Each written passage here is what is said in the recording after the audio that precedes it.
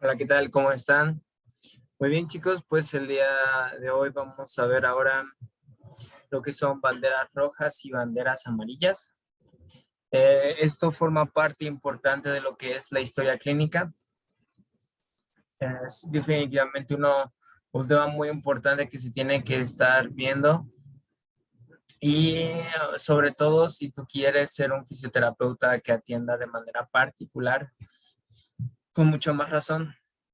Tienes que estar al pendiente o estar al tanto de lo que de lo que se consideran banderas rojas y de lo que se consideran banderas amarillas.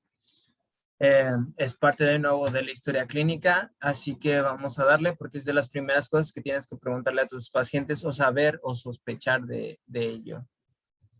Pues bueno, el fisioterapeuta, como les he dicho, desde los primeros momentos de interacción con el paciente, va a reconocer ciertas señales como la postura, el patrón de movimiento, la marcha, la expresión facial, y todos estos son reconocibles y son, interpretables.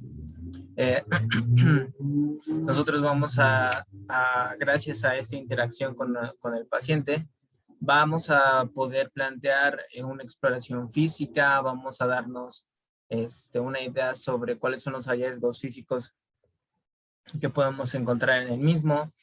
Y basado también en esto, vamos a empezar a crear una hipótesis de trabajo. Todo esto ocurre demasiado rápido dentro de nuestro mismo pensamiento, dentro de nuestro cerebro, ocurre todo muy rápido. Y aquí es en donde cada vez que nos enfrentemos a un nuevo caso como fisioterapeutas o un nuevo paciente, tenemos que hacernos una pregunta clave. ¿Es grave la enfermedad es grave la enfermedad que está padeciendo mi paciente? ¿Requiere una investigación adicional o una intervención médica apropiada?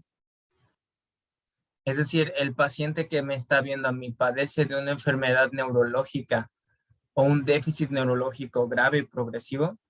Es una función neurológica grave o progresiva. Puede padecer cáncer o fragilidad tisular por otro motivo, o padece alguna enfermedad sistémica inflamatoria. De nuevo, uno como primera instancia no se puede, a veces no se pregunta esto pues, ¿qué tiene que ver esto del déficit neurológico? ¿Qué tiene que ver si tiene alguna otra enfermedad? Pero si nosotros omitimos estas preguntas, podemos estar omitiendo una enfermedad importante por la cual está cursando nuestro paciente. Ah, Así que para eso nosotros, o bueno, más bien la comunidad ha creado algo que se conoce como banderas rojas. ¿Y qué son las banderas rojas? Las banderas rojas son señales para identificar una patología mayor, es decir, mi paciente está atravesando por cáncer, enfermedades sistémicas, por alguna fractura. Es la identificación de factores de alarma y son signos y síntomas recogidos en la historia clínica. Así que, por ejemplo, hay pacientes que pueden venir con dolores de espalda y realmente su dolor de espalda no es un dolor de espalda, sino puede ser cáncer, puede llegar a ser alguna fractura y tú vienes y estás pensando que es un dolor lumbar típico normal y le puede ser alguna manipulación vertebral que al final va a perjudicar todavía mucho más a esta persona. Menos del 5% de los médicos de atención primaria examinan banderas rojas en cuadros de dolor musculoesquelético en la primera visita. Y es entendible porque al menos en México la gran cantidad de pacientes que se ve un médico de medicina familiar es enorme y el hecho de estar pensando en que todos tienen que tener alguna patología grave sería una cierta pérdida de tiempo, aunque no hay que menospreciar esta situación, ¿ok? Nosotros tenemos que estar pensando, nuestra historia clínica debe de estar pensada para tener o contener alguna bandera, algo que nos ayude a la bandera rojas. Hay un fisioterapeuta llamado Luis Gifford que nos dijo algo muy interesante que dice, hay una regla básica clínica. No puedes conducir en carretera si no has pasado tu examen de conducir. Claro, por tanto, no estás autorizado a tratar pacientes si no pasas un test de cómo conocer red flags o banderas rojas con la puntuación máxima. No estoy bromeando.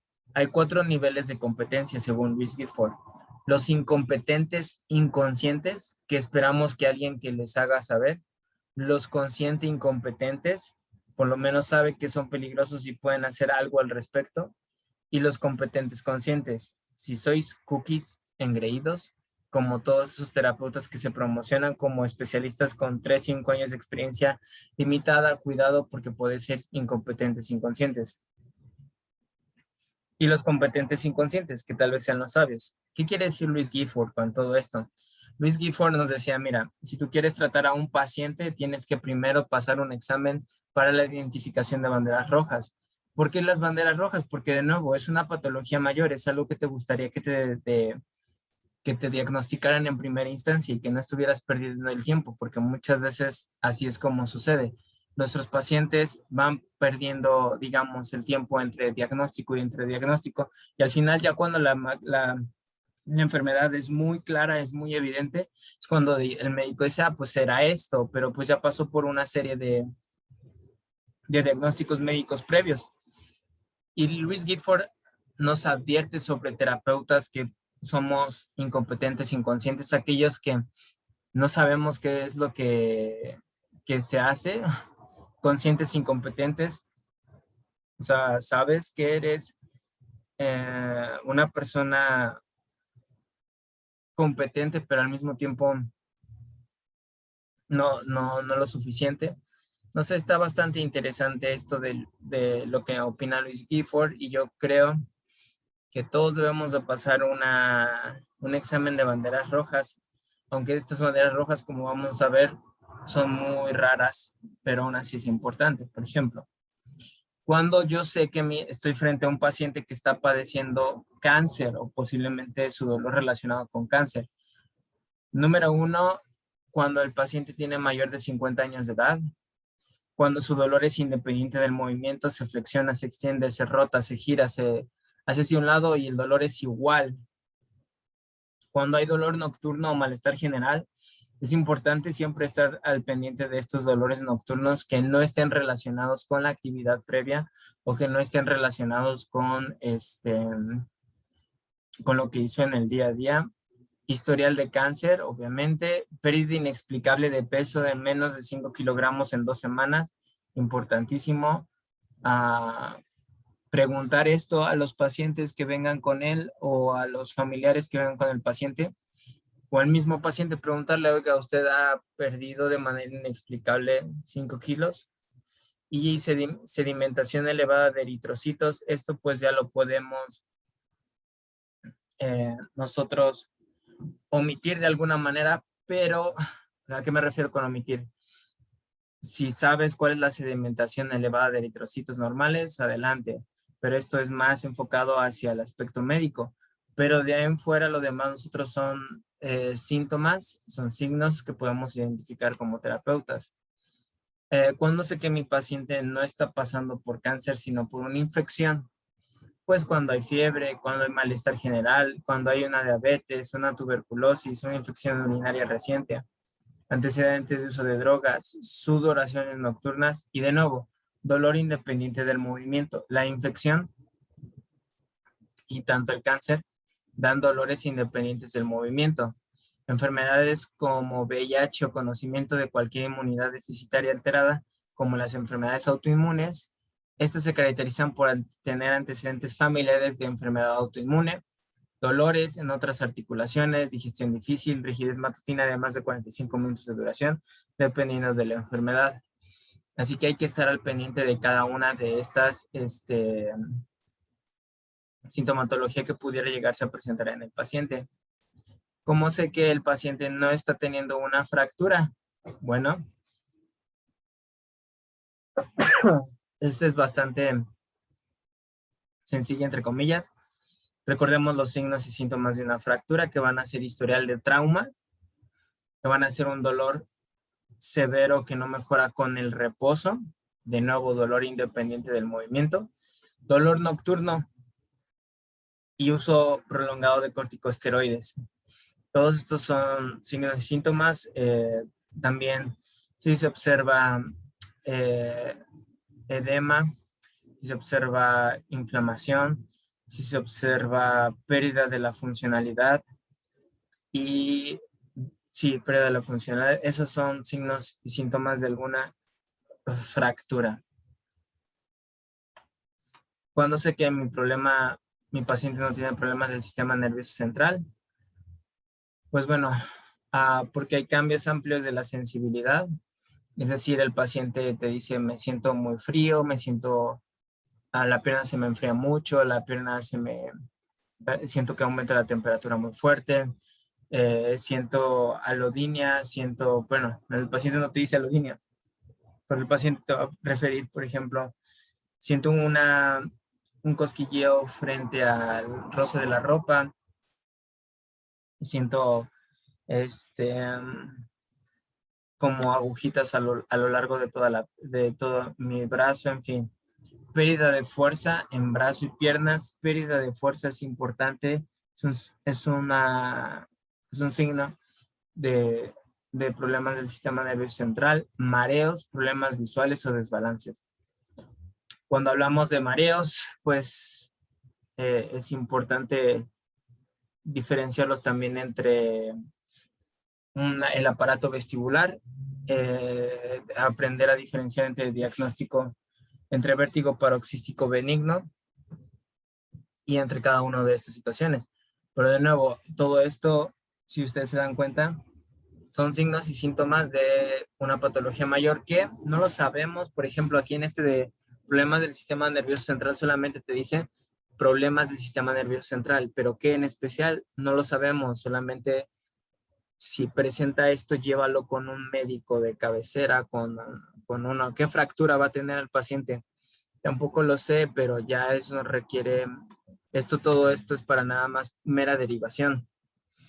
Además, tenemos que saber o recordar que las vísceras van a dar ciertos dolores pues sí, las vísceras van a dar ciertos dolores referidos. Por ejemplo, un dolor visceral referido puede remontarse a un dolor somático. Por ejemplo, aquí en el hígado, diafragma y el pericardio, vamos a ver que dan dolores hacia hombro y hacia cuello. Entonces, aquí está, hacia hombro y hacia cuello. Entonces puede ser que el paciente te diga, ¿sabes qué? He estado teniendo mucho dolor.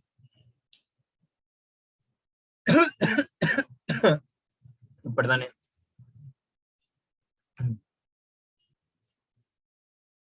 Entonces, el paciente puede decir, me ha dolido mucho el cuello y tú pienses que es por una mala postura que está teniendo, pero realmente puede ser su diafragma, puede ser su hígado, puede ser su pericardio.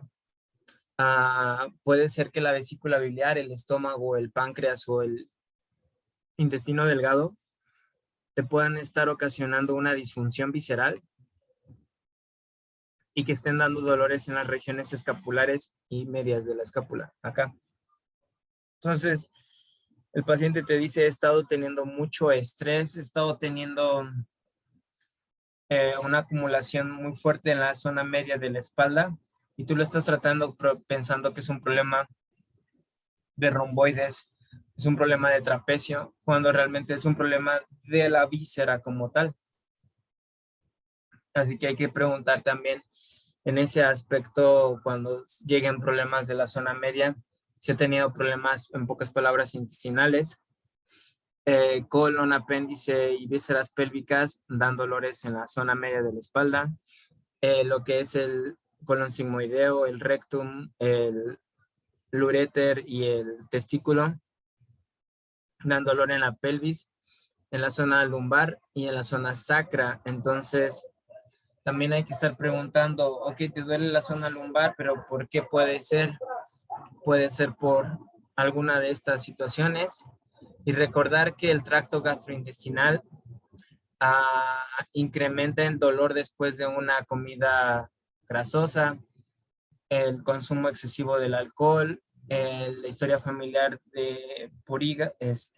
historia familiar de hígado, historia familiar de hígado, historia familiar En la enfermedad, sí, del hígado, hepatitis B, hepatitis C, obesidad, ictericia, piernas inflamadas, rodilla, abdomen y piernas.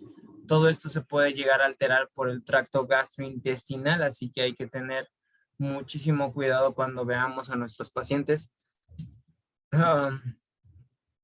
y estar preguntando. Ahora, hay algo que nosotros llamamos un curso.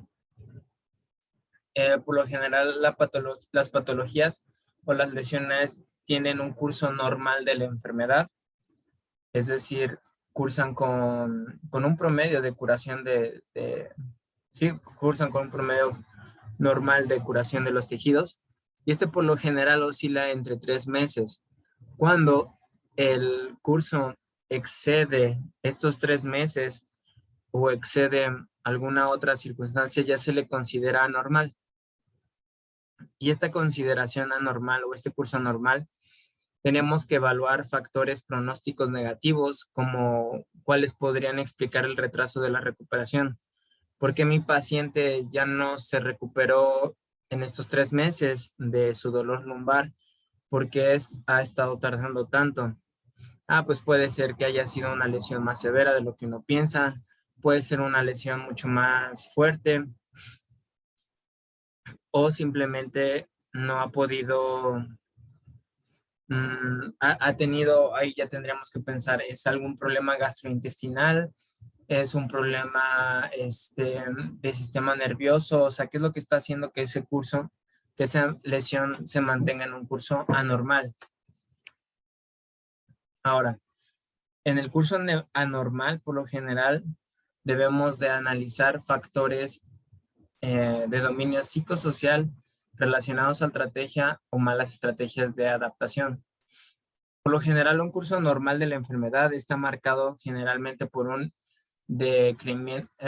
disminución gradual en dolor y un incremento en la actividad y en la participación. Entonces, una lesión de manera general, ya sea fractura, ya sea esguince, ya sea tendinopatías, lo normal es que curse por una disminución del dolor conforme va conforme va pasando el tiempo, el dolor baja y la actividad de mi paciente va incrementando y su participación va incrementando. Eso es lo normal. ¿Qué pasa cuando hay algo anormal? Tengo que observar su dominio psicosocial y sus malas estrategias de adaptación. Por ejemplo, eh, supongamos que el paciente está cursando por una etapa de dolor lumbar. Lleva 3 meses estando en una situación donde el dolor, en lugar de, este, de bajar, sigue aumentando o se sigue manteniendo.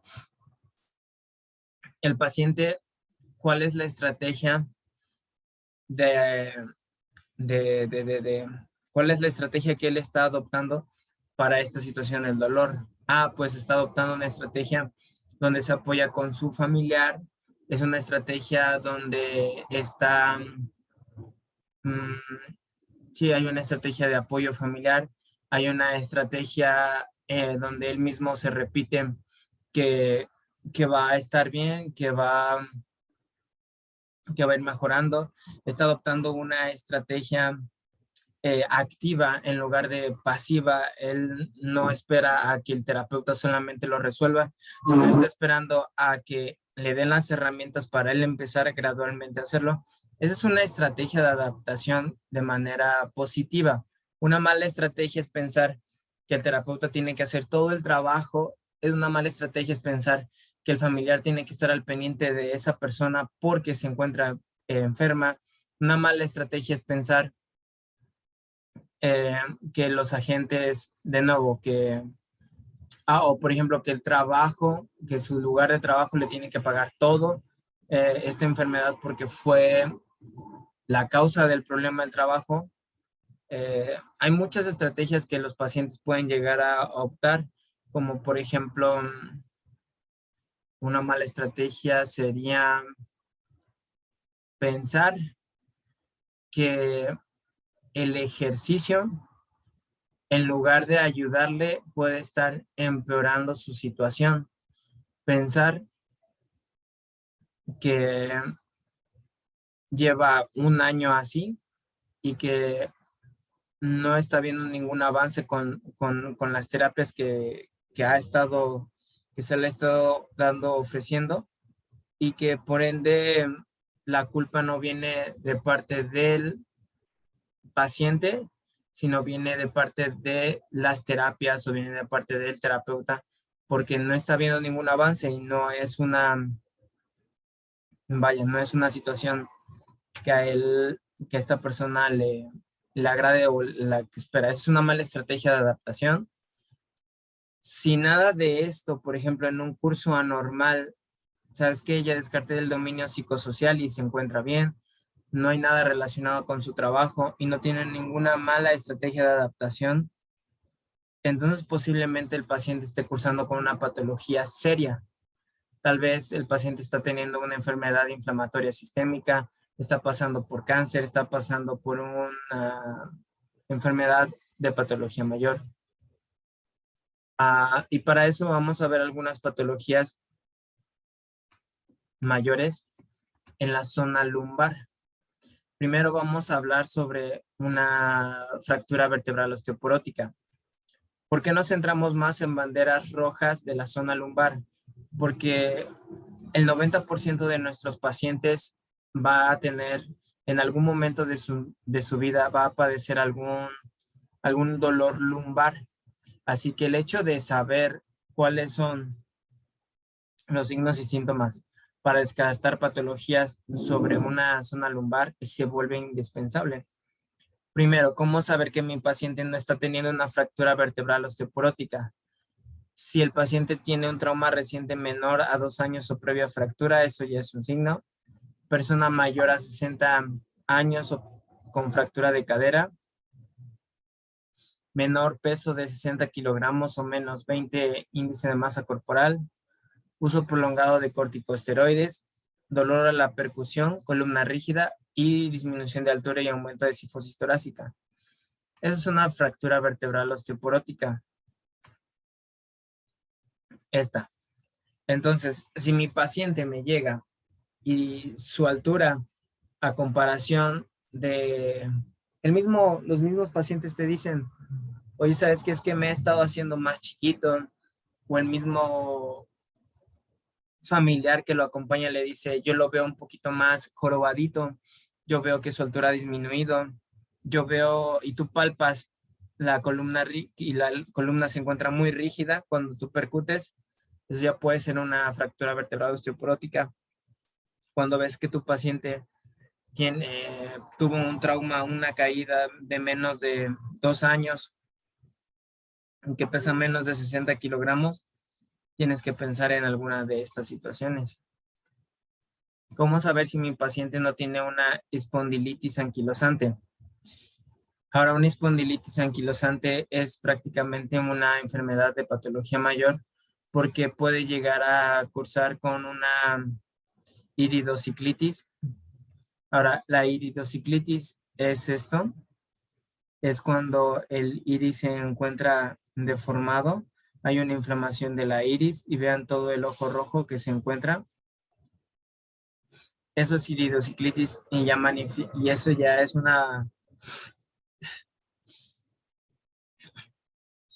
es un signo de una espondilitis anquilosante que nos está hablando de una enfermedad mayor,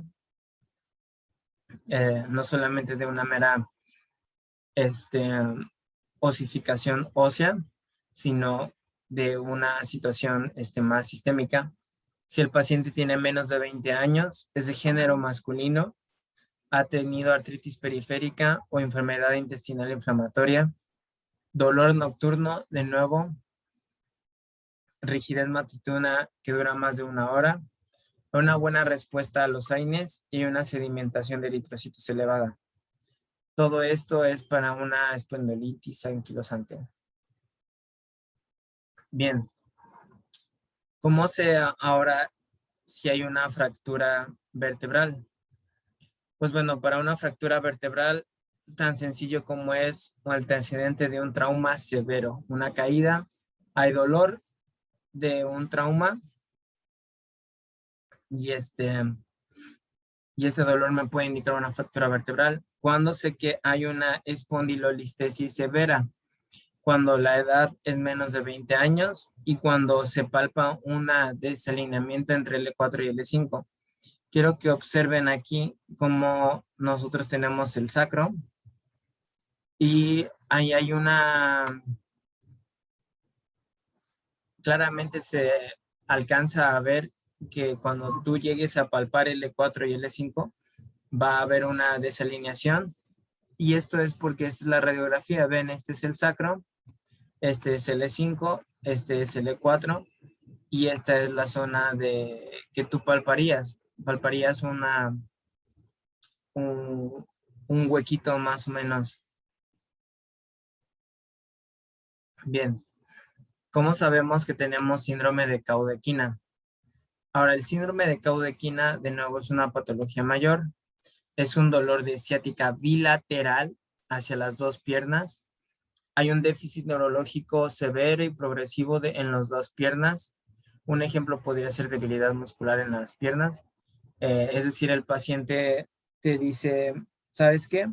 Llevo tanto tiempo con un dolor de ciática, he empezado de un lado, empezó del otro lado, y poco a poco me he estado sintiendo muy débil. O sea, me cuesta trabajo levantarme de las escaleras, subir, bajar escaleras, me cuesta trabajo este, girarme hacia la cama, girarme hacia el otro, pasar de sentado a parado. Todo esto puede involucrar un déficit neurológico severo en las piernas y también hay que preguntar si ha tenido incontinencia fecal o urinaria, porque es muy frecuente ya que hay una afectación en la, ¿cómo se llama? Hay una afectación en el plexo lumbosacro, así que se terminan afectando las raíces nerviosas para la continencia urinaria. Puede aparecer y va a aparecer una anestesia en silla de montar, es decir, no tiene sensibilidad alrededor de la ingle, zona interna de los muslos y la zona glútea, como si estuviera montando. Así que hay una pérdida de la sensibilidad sobre parte interna del glúteo, del muslo, zona glútea y alrededor de la ingle. Una clásica silla de montar. Ahora, en cuanto al dolor lumbar, solo en cuanto al 1% debe de ser una causa seria. La mayoría de las veces son problemas benignos. Es decir, nosotros no tenemos que estarnos preguntando, híjole, este paciente con dolor lumbar me va a llegar con una patología lumbar seria, ¿no?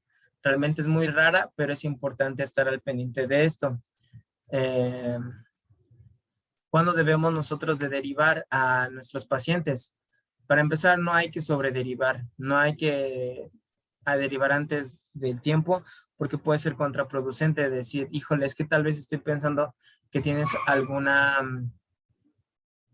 lesión seria, vete con el médico y esto lo puede preocupar al paciente, alterando su estado emocional. Hay que derivar a quien corresponde, no hay que derivar al ahí se va. Hay que tener cuidado con el nocebo, una derivación errónea puede ponernos en una situación negativa con el paciente y eso es a lo que vamos con el nocebo. El nocebo es, a diferencia del placebo, cuando usamos las palabras de manera incorrecta y les damos un mensaje directo a nuestros pacientes, haciéndoles saber que, por ejemplo, tienen una radiografía de la zona lumbar. El simple hecho de que el médico les diga, híjole, ustedes están jodidísimos, tienen una columna súper desviada, parece una columna de más de 60 años de edad y el paciente apenas tiene 30 años de edad, lo que está generando el doctor es un nocebo, le está dando palabras negativas o un diagnóstico negativo, bueno, no es que no sea negativo, sino le está dando uh,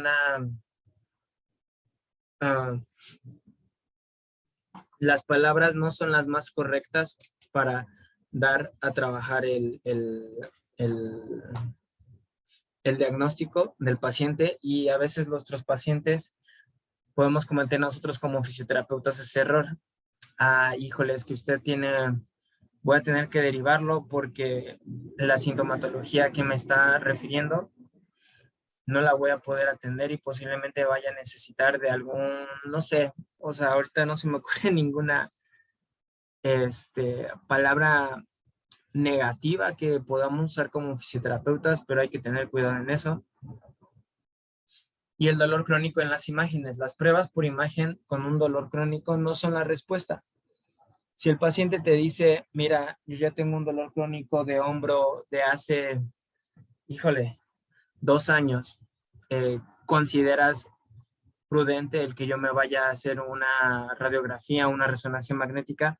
No es lo más conveniente, ya que se ha visto que las personas con dolor crónico y las imágenes no van a su patología o lo que aparezca en esa radiografía o en ese estudio de imagen no se va a encontrar relacionado con su dolor.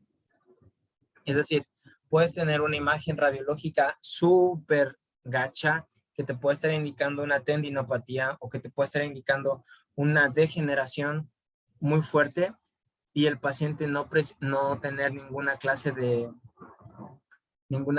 dolor, y tú ya por ver esas imágenes radiográficas se las transmites al paciente y y el paciente luego se va a sobrepreocupar porque sí, se va a sobrepreocupar y y uno a veces puede ver estas imágenes todas radiológicas muy fuertes. El paciente, el médico o el fisioterapeuta las ve y uno piensa que su dolor crónico está relacionado con eso que ustedes están viendo en las imágenes, pero realmente ya cuando el paciente ha pasado a una fase de dolor crónico, la patología que se muestra en la imagen no se encuentra relacionada con esas pruebas de imagen que señalan. Así que seguramente el paciente ya está pasando por un proceso más neurológico o por una situación, sí, del sistema nervioso central más complicada. Hay otras banderas que tenemos que conocerlas, como son las banderas azules, banderas negras, naranjas, banderas rosas, banderas amarillas. Y nosotros tenemos que también ver las banderas amarillas desde un punto de vista biopsicosocial. Las banderas rojas son las banderas biológicas. Las banderas amarillas hablan la referencia sobre la psicología del paciente y el aspecto social. Aquí nosotros vamos a tener 2 ejemplos de 2 mujeres prácticamente iguales en cuanto a su diagnóstico y en cuanto a su edad. Tenemos a Michelle, vamos a ponerle, y dice que es una mujer de 40 años de edad, quejándose de dolor lumbar en las 2 semanas pasadas. Se exploraron banderas rojas y no las hay, pero arrojan resultados muy similares en su exploración física. Así que, ¿qué es lo que hace diferente a estas 2 pacientes? Lo que va a ser diferente es lo siguiente. Michelle 1 es casada, Michelle 2 es una madre soltera. Ella tiene un trabajo estable, ella tiene que estar cambiando de trabajo, hace un trabajo de noche también, ella tiene un pasado de historia de depresión, ella se siente confiada, ella está buscando por una rehabilitación activa, ella está buscando por una rehabilitación pasiva y su jefe le ha estado dando mayor tiempo de trabajo. A pesar de que es la misma, digamos, diagnóstico, diferentes personas, diferentes situaciones, y nosotros nos damos cuenta que esta persona es mucho más propensa o tiene banderas amarillas, porque estas banderas amarillas lo que van a hacer es identificar alguna sintomatología que pueda perpetuar el dolor, pero no en el aspecto biológico, sino en el aspecto emocional.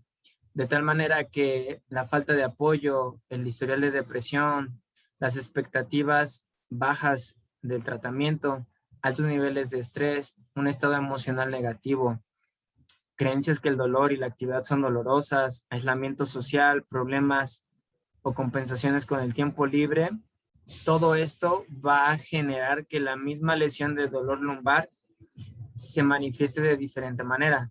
En ella, tal vez en Michelle 2, se va a perpetuar a lo largo del tiempo y en lugar de durar los 2, 3 meses que habíamos visto, va a durar 4 o 5 meses porque ella tiene estos factores amarillos o estas banderas amarillas que se lo van a impedir o que van a impedir que ella curse con algo normal.